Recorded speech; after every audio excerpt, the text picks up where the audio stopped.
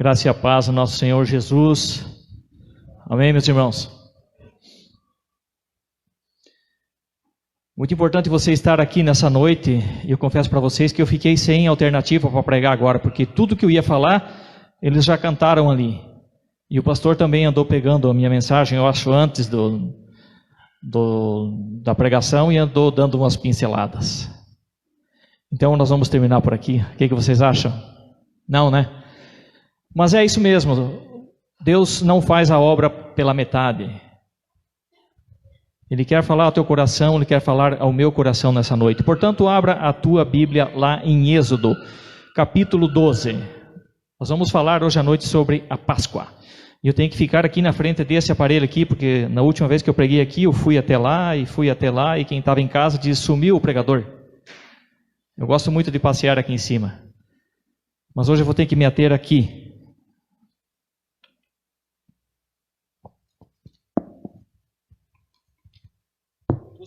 Eu trouxe um plano B aqui. Se eu não conseguisse o meu script aqui, eu iria optar pelo meu plano B. Mas não vai ser preciso o meu plano B. Nós vamos através do plano A. Vocês acharam aí Êxodo 12? Segundo livro da Bíblia, Êxodo capítulo 12. E falou o Senhor a Moisés e a Arão na terra do Egito, dizendo: este mês vos será por principal dos meses, este vos será o primeiro dos meses do ano. Falai a toda a congregação de Israel, dizendo: aos 10 deste mês tome cada um para si um cordeiro, segundo as casas dos pais, um cordeiro para cada família. Mas se a família for pequena para um cordeiro, então tome um só com o seu vizinho, perto da sua casa, conforme o número das almas, cada um conforme o seu comer. Fareis a conta conforme o cordeiro. O cordeiro ou cabrito será sem mácula, um macho de 1 ano, ou qual tornareis das ovelhas ou das cabras? Eu guardareis até o 14º dia deste mês, e todo o ajuntamento da congregação de Israel o sacrificará à tarde. E tomarão do sangue e pulão em ambas as ombreiras e na verga das portas, nas casas em que o comerem. Naquela noite comerão a carne assada no fogo, com pães ázimos, com ervas amargas a comerão. Não comereis dele cru, nem cozido em água, senão assado no fogo, a sua cabeça e os seus pés e com a sua fressura. E nada deixareis até amanhã, mas o que dele ficar até amanhã queimareis no fogo. Assim, pois, comereis os vossos lombos cingidos, os vossos sapatos nos pés e o vosso cajado na mão, e o comereis apressadamente, é a Páscoa do Senhor. Eu passarei pela terra do Egito esta noite e ferirei todo o primogênito na terra do Egito, desde os homens até os animais, e em todos os deuses do Egito farei juízos. Eu sou o Senhor. E aquele sangue vos será por sinal nas casas em que estiverdes. Vendo eu o sangue, passarei por cima de vós, e não haverá entre vós praga de mortandade, quando eu ferir a terra do Egito. Até aqui. Deus, nós estamos na Tua presença e cremos que o Senhor já tem falado com nós nessa noite, Deus. Mas ainda temos a Tua palavra, Deus, e nós queremos compartilhar ela com os irmãos, queremos que o Senhor fale ao coração da Tua igreja nessa noite. E o Senhor tem liberdade aqui no meio para falar aquilo que o Senhor quer. Eu tenho um script aqui, mas o Senhor tem liberdade para falar aquilo que o Senhor quer. Usa a minha vida como um instrumento nas Tuas mãos, Deus. Faze-nos, Deus, servos fiéis, faze-nos servos ouvintes e também praticantes da Tua palavra, Deus. Nos abençoe nesse sentido, Pai. Precisamos do Senhor, em nome de Jesus. Meus irmãos, eu quero falar para vocês sobre a Páscoa. Páscoa é nada mais, nada menos do que passagem. Para o povo hebreu significava a passagem da escravidão que eles viviam para uma vida de liberdade. E para nós, que não vivemos naquela época, significa a passagem da escravidão, do pecado, ou seja, da morte para a vida. Essa é a Páscoa, a passagem da morte para a vida. E nós não podemos falar de Páscoa sem antes nós voltarmos lá no Antigo Testamento e falarmos um pouquinho sobre a instituição da Páscoa. Eu quero colocar vocês bem a par, eu quero situar vocês para que nós possamos entender a mensagem nessa noite. Vamos contextualizar tudo isso. Então vamos lá. Jacó e seus descendentes estavam passando fome. Estavam passando fome na terra prometida. Houve uma grande fome. E então os seus filhos desceram ao Egito para comprar comida.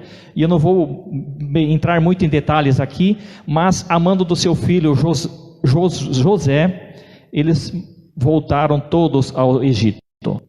Todos eles foram convidados a morar no Egito, e eles foram e fixaram residência na terra de Gósen, no Egito. E era aproximadamente 66, 67 pessoas, em torno de 70 pessoas que entraram no Egito e ali fixaram residência. E ali o povo hebreu se multiplicou.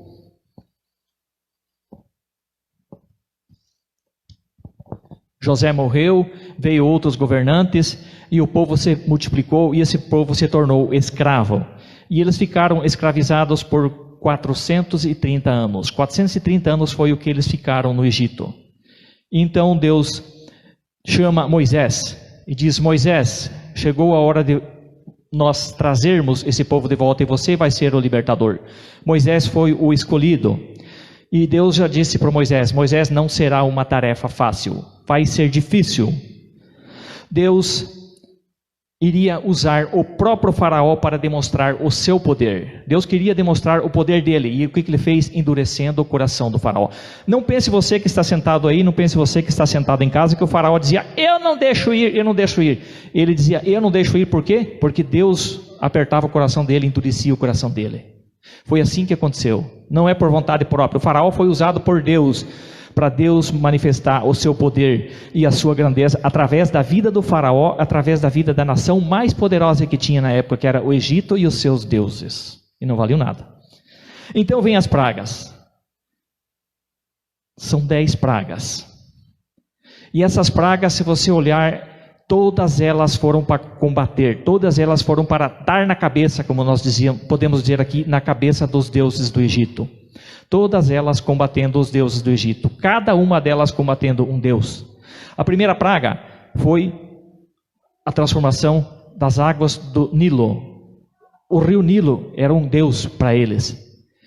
Então esse deus apodreceu, foi transformado em sangue. De água ele se transformou em sangue e apodreceu e ficou mal cheiroso e ficou nojento. Imaginem um deus nojento, um deus que não poderia fazer nada, nem se livrar daquilo que era uma imundície. Ficou podre. Deus combateu o primeiro deus falso, combateu o rio Nilo. E vem a segunda praga, a praga das rãs, combatendo a deusa Requete. A deusa Requete tinha um formato de rã. Imagine você abrir uma panela na sua casa, sair centenas, dezenas de rãs de dentro dessa panela. Você vai para a direita, tem rã. Você vai para a esquerda, tem rã. Você vai para o seu quarto, tem rã. Você vai tomar banho, tem rã. Onde você vai, tem rã. Você começa a pisar em cima dessa sapaiada e isso começa a morrer. Isso começa a apodrecer, isso começa a cheirar mal. E esse Deus se tornou fedorento e nojento como o primeiro. Deus combateu mais um. Deus combateu um tal de touro Apis, que era poderoso no Egito, era um poderoso Deus. Deus matou todos os animais do Egito. E o touro Apis morreu também. Mais um que sucumbiu diante do poder do nosso Deus. E acho que eu tenho mais um aqui para exemplificar. O Deus Ra. O Deus Ra era o sol. Os egípcios cultuavam o sol. Era um Deus poderoso para eles. Todo dia vinha o Deus Ra. E Deus deixou o Egito por 3 dias no escuro. As trevas eram tão densas que podia se tocar nas trevas, de tão densas que era essa escuridão. E Deus combateu mais um dos deuses do Egito, o Deus Ra. Ficou escuro e os egípcios não podiam fazer nada, absolutamente nada. O nosso Deus usou tudo isso para demonstrar o seu poder, combatendo a nação mais poderosa do mundo, bem como todos os seus deuses. E assim serei lembrado de geração em geração. Está escrito isso lá em Êxodo 3,15. E assim serei lembrado de geração em geração. Faz uns par de anos que aconteceu isso, né? E nós estamos aqui hoje falando sobre o que aconteceu naquela data. Deus usou a nação mais poderosa do mundo e combateu ela e todos os seus deuses e derrotou todos eles para mostrar que Ele era o grande eu sou. Muito bem. Moisés anuncia as pragas a Faraó. E interessante que o Faraó teve a oportunidade de se livrar de todas elas. Foram 10 pragas. O Faraó não foi pego de surpresa em nenhuma delas. Moisés foi até o Faraó e disse: Faraó, deixa meu povo sair, para que nós possamos sair e cultuar o nosso Deus. E o Faraó, endurecido pelo próprio Deus, dizia: não vai. Não vai.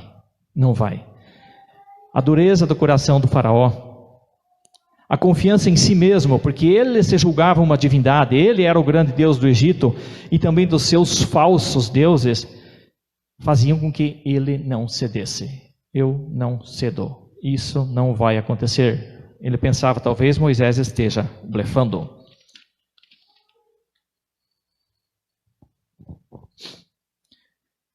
Essas pragas eram aplicadas a Faraó, a casa real, mas também a toda a nação do Egito. Portanto, todos sofriam. Todos. Somente os hebreus que não eram penalizados por essa praga, eles estavam isentos. E chegou a 10ª praga, a morte dos primogênitos no Egito. O Faraó não foi pego de surpresa também não. Ele foi avisado de que se ele não cedesse, o anjo da morte passaria pelo Egito e ceifaria a vida de todos os primogênitos. Todos, menos os hebreus. Mas o Faraó não cedeu. O Faraó confiava nele, confiava nas suas divindades, nos seus deuses falsos, que não podiam e não podem fazer nada. E ele não cedeu. E aqui nós podemos ver uma segurança que Deus nos proporciona. Deus nos proporciona segurança. No interior das casas, todos aqueles que estavam no interior das casas estavam protegidos. O anjo da morte passou de largo, porque ele via o sinal na verga e nos umbrais das portas. Aqui eu não vou entrar, porque Deus estava fazendo segurança.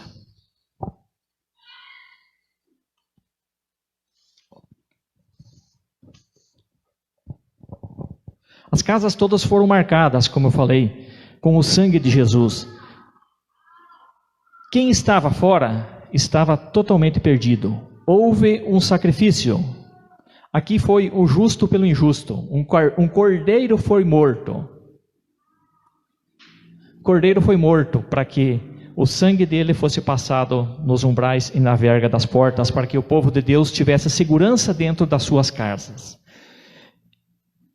E se você olhar lá para João 1:29, João diz assim: eis o Cordeiro de Deus, aquele que tira o pecado do mundo. João Batista falou isso e apontou para Jesus: eis o Cordeiro de Deus, aquele que tira o pecado do mundo.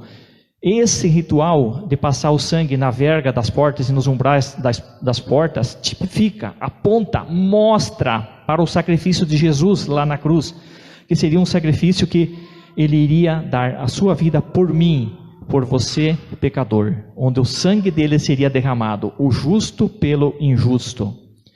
Isto é a verdadeira Páscoa, meus irmãos. É a passagem da morte para a vida, onde Deus cobra o que tem que ser cobrado. O preço do pecado no justo cobra o preço no seu filho. E o sangue de Jesus nos traz a segurança.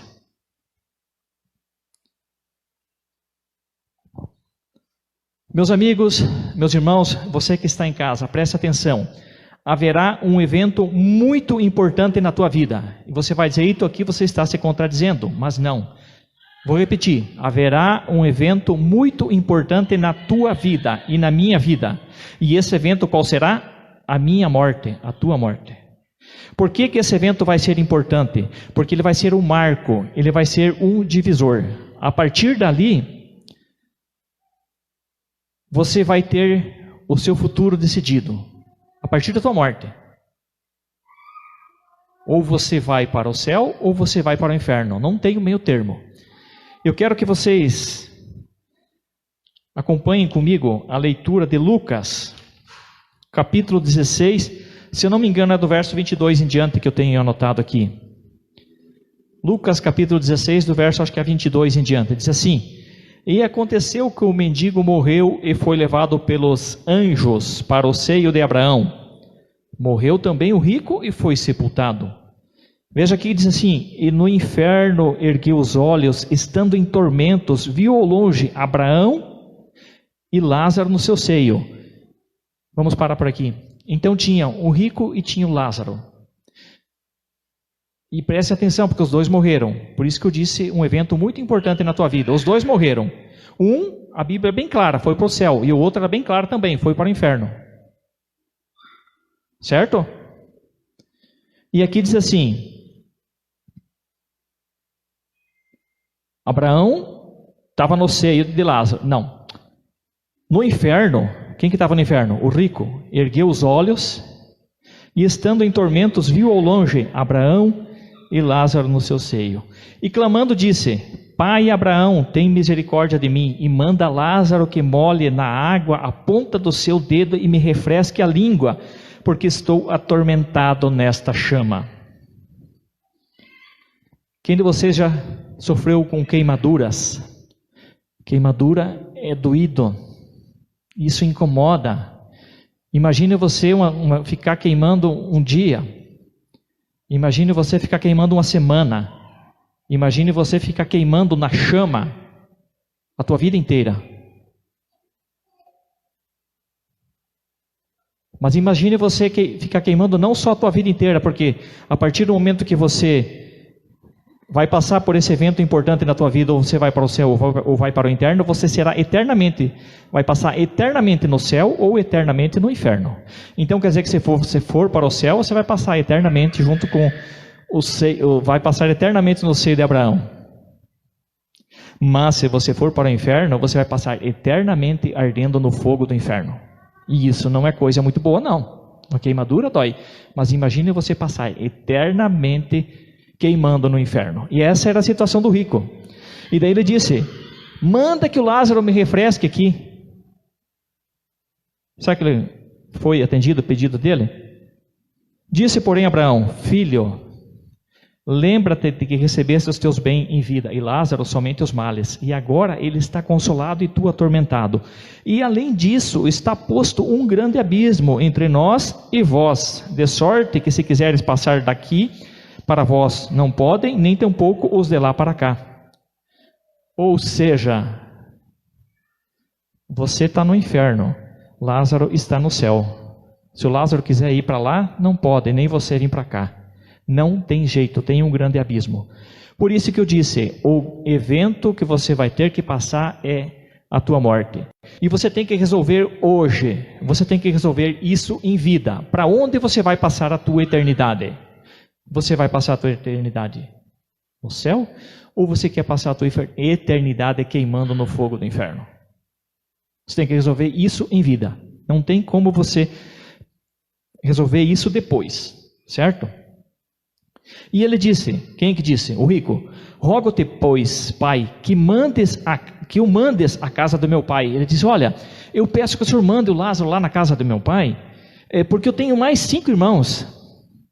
E eu quero que ele vá lá e conte isso para eles, dê testemunho, a fim de que eles não venham parar aqui nesse lugar que eu vim parar. Então manda eles para lá. E daí o que aconteceu? Ele disse assim: eles têm Moisés e os profetas. Ouçam-nos. O que quer dizer isso? Eles têm, hoje nós temos a palavra de Deus. Tem quem prega.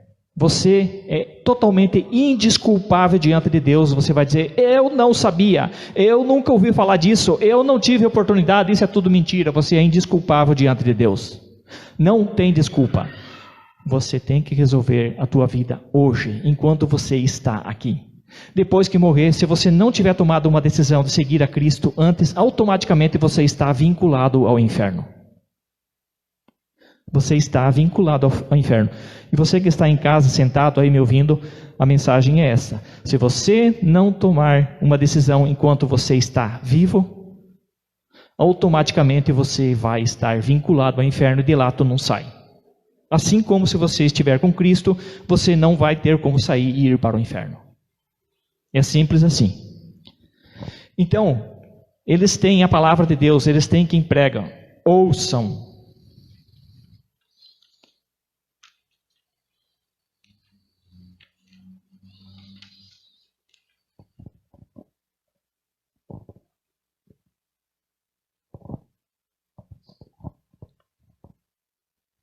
Lembre de que o faraó teve a escolha nas suas mãos.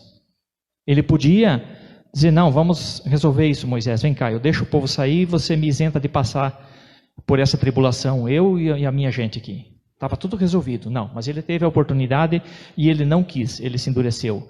Você tem a oportunidade na sua mão nessa noite, não endureça o seu coração. Não deixe para depois, não deixe para depois, você não sabe, você não é o dono do seu relógio.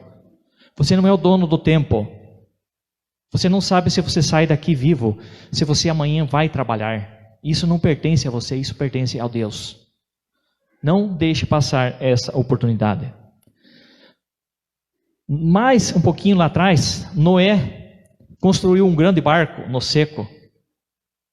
E é impossível construir um barco daquele tamanho no seco e passar despercebido. Construir aquele barco escondido. Provavelmente os amigos de Noé, ô Noé, o que você está fazendo aí? Você está doido, cara? O que é isso? E o Noé deveria falar para eles, olha, Deus está cansado de vocês, do jeito com que vocês vivem, e Ele vai dar cabo de todos os que não estiverem aptos, não estiverem querendo ar. Aqui está o barco, aqui está a oportunidade. Se você quiser, você pode vir comigo, mas você tem que mudar de vida. Deixaram passar a oportunidade, não quiseram. Os prazeres, coração endurecido, não permitiu que eles entrassem no barco. Entrou somente Noé e sua família. Não deixe passar a oportunidade. Depois da morte, não tem como você voltar atrás. Opa, eu estou aqui, eu vou voltar um pouquinho antes, eu vou voltar ao relógio aqui antes da minha morte. Não tem como voltar atrás. Lembre que há um abismo, não tem como passar da direita para a esquerda, nem da esquerda para a direita. Você tem que resolver isso hoje. E o assunto é importante, muito importante. Hoje é o tempo da tua oportunidade. Não perca a chance que Deus está te dando. O tempo final de Deus em nossas vidas também chega. Deus também tem um tempo final na tua vida. Você tem um tempo. Você tem 60, 70, 80 anos, 10, 20, eu não sei. Você tem uma senha. Quando que você vai ser chamado? Não sei. Esteja preparado. Acerte tuas contas com Deus hoje. O tempo final para os amigos do Noé chegou. Começou a vir a inundação. Deus fechou a porta e eles ficaram do lado de fora. Deixaram passar a oportunidade. O faraó deixou passar a oportunidade por 10 vezes. Não quis ceder. Pagou.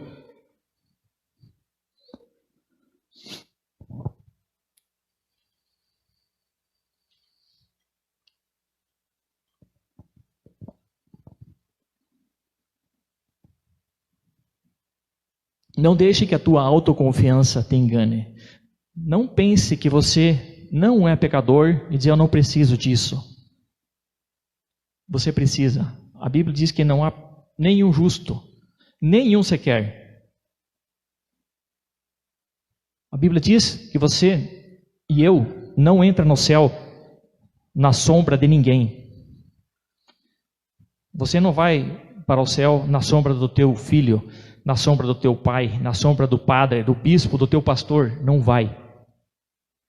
Você vai para o céu a partir do momento que você acertou a tua vida com Jesus, que você confessou que você é o responsável pela morte dele e convidou ele para ele entrar na sua vida.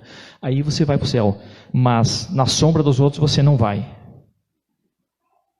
Então, não caia no engano pensando que você não é pecador, que você não precisa disso, que a tua religião vai te salvar. Igreja nenhuma vai te levar para o céu. O que te leva para o céu é Jesus, é o sacrifício de Jesus. É isso que te vincula ao céu. É isso que escreve o teu nome lá no livro da vida.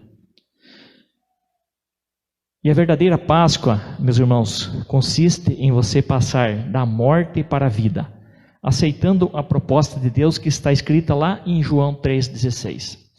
Essa é a verdadeira Páscoa. O que diz lá em João 3,16? Alguém pode falar bem alto e bem declarado para mim, hein? João 3,16.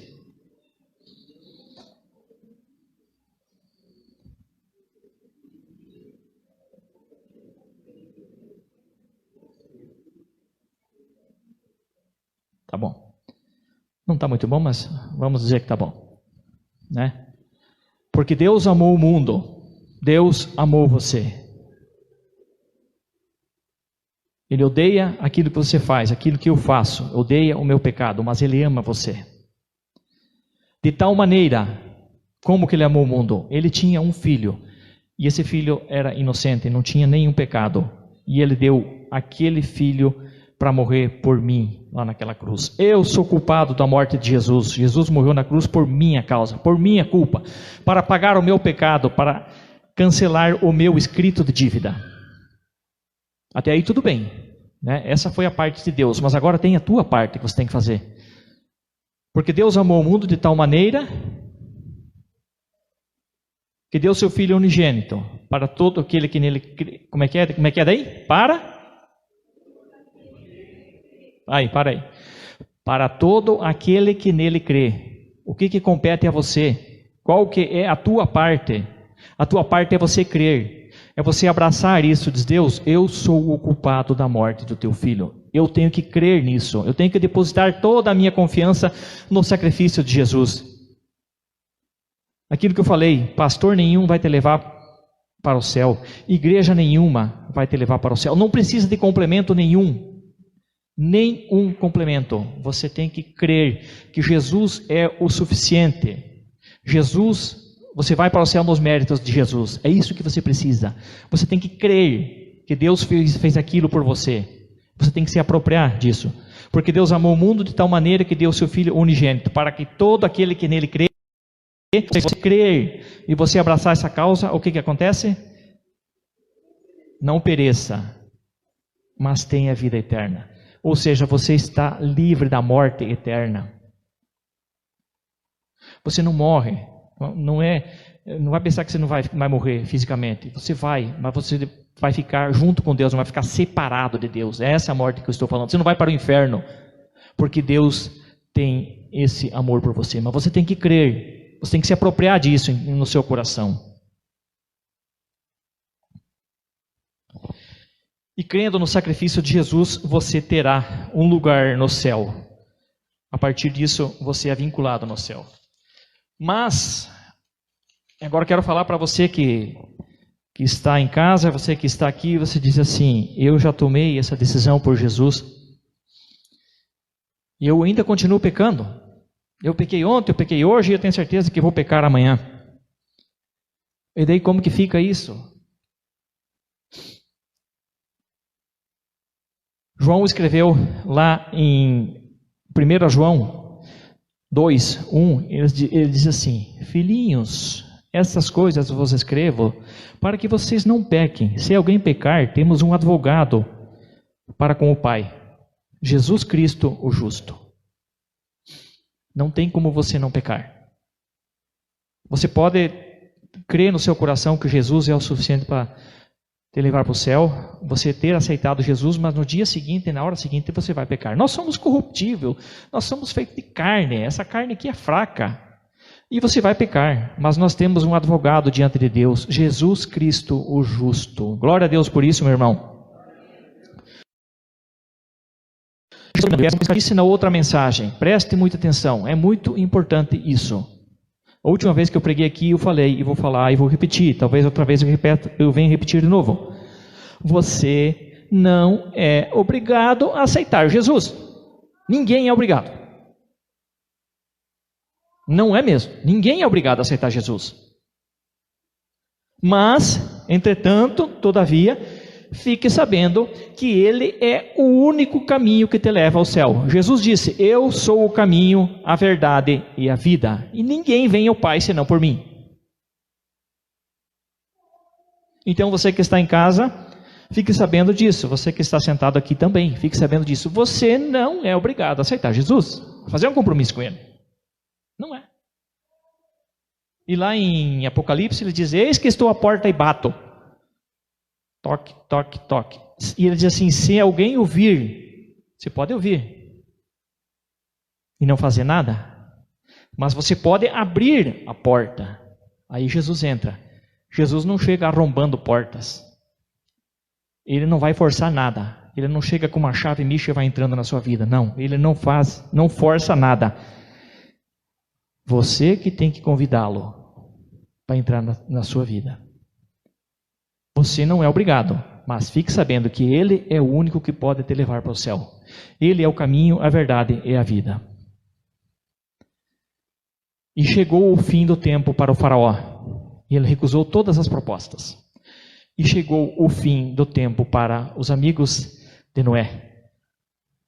Não deram atenção para aquilo que o Noé estava fazendo e não quiseram entrar no barco. E todos pereceram. Não deixe que o tempo chegue no fim na sua vida. Não deixe que o tempo, não deixe que a tua vida termine, vamos simplificar. Não deixe que a tua vida termine sem você fazer um acerto de contas com Deus, sem você assumir um compromisso com Jesus, sem você dizer: Jesus, eu creio no Senhor, o Senhor é quem me deu a vitória, o Senhor é quem vai me levar para o céu, eu vou para o céu nos méritos teus, não porque eu fiz isso, porque eu fiz aquilo, não porque eu deixo de fazer isso, eu deixo de fazer aquilo, não, mas é porque aquilo que o Senhor fez por mim, que vai me levar para o céu. Meu irmão, minha irmã, hoje é o tempo de você fazer esse acerto com Deus, não deixe para amanhã. Você não é dono do tempo. Hoje você tem a oportunidade. E é simples. Você pode chegar para Deus, confessar o teu erro e dizer: Deus, você pode fazer uma oração assim, ó. Deus, eu te conheci hoje. Hoje eu fiquei sabendo que o Senhor fez isso por mim, que o Senhor deu a sua vida por mim e que eu sou um pecador. Eu me arrependo, eu quero entregar a minha vida. Eu quero que o Senhor dirija a minha vida. E a partir de hoje, o Senhor vai ser o meu Senhor. Me ajude, me abençoe, me dê direção nessa vida. Uma oração simples nesses termos. Meu amigo, meu irmão, esta é a verdadeira Páscoa. É a passagem da morte para a vida. Comemore a Páscoa. Mas comemore ciente que você passou da morte para a vida, não nos teus méritos, não porque você merecia, porque Deus te deu tudo isso. É um favor imerecido, como foi falado aqui. Amém? Obrigado, Ito, pela mensagem que nos traz. E às vezes a gente, quando eu estava ouvindo o irmão Ito falar, às vezes eu tenho 40, 50 anos de convertido, né? Às vezes a gente diz: esta mensagem não é para mim. Será mesmo? Né? Será que às vezes eu não preciso rever meus conceitos? Rever meu compromisso com Jesus? Será que eu estou vivendo mesmo a marca do sangue de Jesus na minha vida? Né? E que todos aqueles que já tomaram essa decisão possam fazer essa revisão de vida, e aqueles que ainda não tomaram uma decisão, que possam então fazer essa decisão ao lado de Jesus. Amém? Fecha os teus olhos, vamos orar. Eu queria convidar você a refletir sobre a tua vida. E como o Ito nos trouxe a palavra aqui, não é o pastor, eu diria que não é pai, não é mãe, é só você. Os jovens aqui precisam, não interessa a fé do teu pai ou da tua mãe, não interessa, é você, não interessa a fé do teu cônjuge, é você, é só você. Quantas oportunidades às vezes a gente tem, e é hora de a gente fazer uma revisão. Como está a minha vida ao lado de Jesus? Como está a minha vida? Porque às vezes a gente vai acostumando a viver dentro da igreja, e a gente vive uma religiosidade, mas a gente não tem a marca do Cordeiro, a gente começa a viver o costume da religião, e a gente vai se distanciando, a gente vai vivendo um Jesus histórico, vai se distanciando. Nesta noite, a maioria dos que estão aqui, talvez tenha anos de fé cristã, anos de viver dentro da igreja, mas poucas vezes a gente ouve a mensagem como esta que o Senhor traz para nós e fazemos uma revisão. Quantas oportunidades Faraó teve?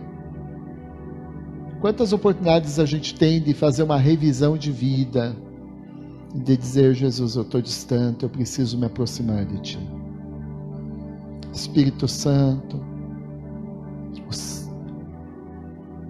és quem convence a cada um de nós da morte, do pecado e do juízo. Obrigado por esta palavra desta noite. Que nós todos possamos olhar para dentro de nós, cada um olhar para dentro de si, e que o Espírito Santo nos ajude. Possamos rever se nós estamos firmados realmente, se nós tomamos essa decisão e estamos firmados neste propósito. Porque muitas vezes, Deus, nos afastamos de Ti, e nem percebemos, vamos vivendo religião, vamos vivendo costume, nos habituamos. Tem misericórdia de nós. Obrigado pela Tua palavra desta noite, que nos alerta ao céu e ao inferno, nos alerta que precisa haver a marca do Cordeiro para que haja proteção. Que nesta noite, Deus, todos que estão aqui nesse salão, aqueles que estão em casa ouvindo esta palavra, aqueles que ouvirão esta palavra ainda, todos possam se convencer e se comprometer contigo. Que esta noite seja uma noite de renovo de propósito. Que esta noite, aqueles que nunca tomaram uma decisão, esta noite seja a noite de uma decisão ao lado de Jesus. Quantas pessoas zombaram de Noé? Tua palavra nos fala isso.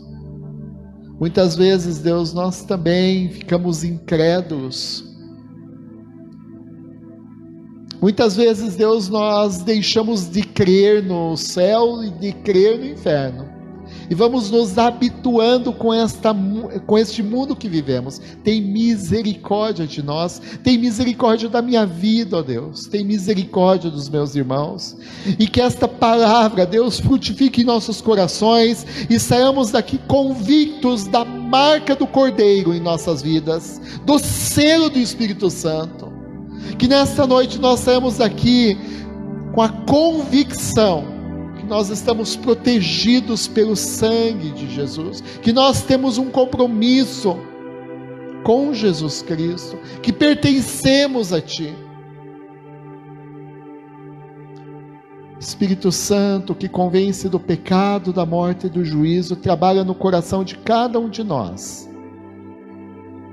De cada um de nós. Esta é minha oração, em nome de Jesus. Amém.